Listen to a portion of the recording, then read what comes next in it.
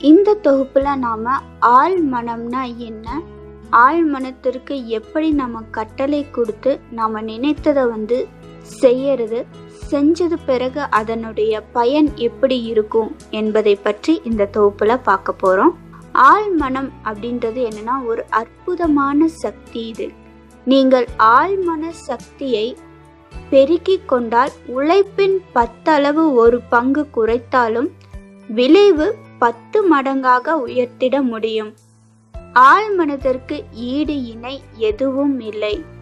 ஆழ்மனம் ஒரு அலாவுதீனின் அற்புத விளக்கை போன்றது.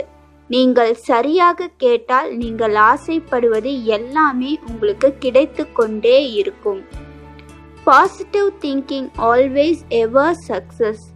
எவராயினும் எந்த நிலையிலும் ஆழ்மன கட்டளையை நம்பிக்கையோடு கொடுத்து அடைய போகிறோம் என்னும் விசுவாசத்தை வளர்த்து நினைத்ததை நினைத்தபடியே நாம் அடைய முடியும்.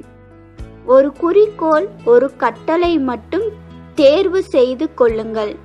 எப்படி நாம் நினைப்பது ஆழ்மனத்துக்கு கொண்டு செல்வது என்றால், நாம் உறங்கும் முன் படுத்து கொண்டோ அல்லது உட்கார்ந்து கொண்டோ சாய்ந்து கண்டோ நமக்கு எது வசதியாக உள்ளதோ அவ்வாறு நாம் உட்கார்ந்து கொள்ளலாம்.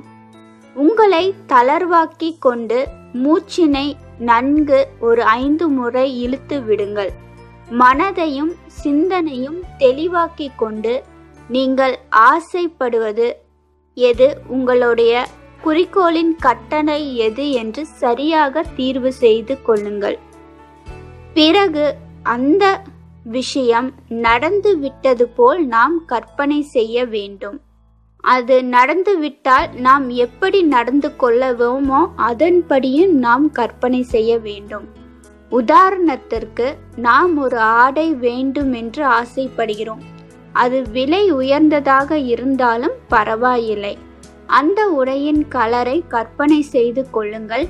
நீங்கள் அந்த ஆடையை அணிந்திருப்பது போலவும் அந்த ஆடையை அனைவரும் உனக்கு அழகாக இருக்கிறது என்று சொல்வது போலவும், நீங்கள் இரவு ஆனதும் அந்த ஆடையை மனமில்லாமல் கலற்றி அலமாரியில் வைப்பது போலவும் கற்பனை செய்து கொள்ளுங்கள்.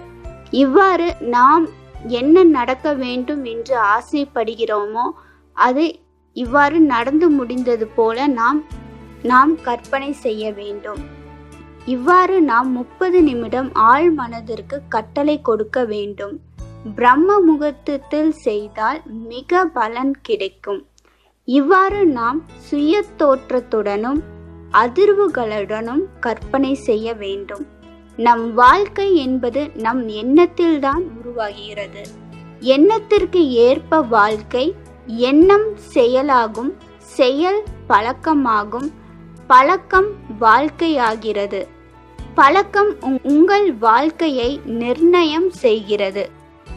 இப்படி நீங்கள் தொடர்ந்து உங்கள் ஆண் மனதிற்கு கட்டளை கொடுத்து கொண்டு வந்திருந்தால் அது அற்புதமாக செயல்பட தொடங்கிவிடும். மனோசக்தி பெருகும், சிந்தனையில் செயலும் பிறக்கும். ஆழ்மன கட்டளை மன சித்தரிக்கும் பொழுது கற்பனை செய்ய வேண்டும்.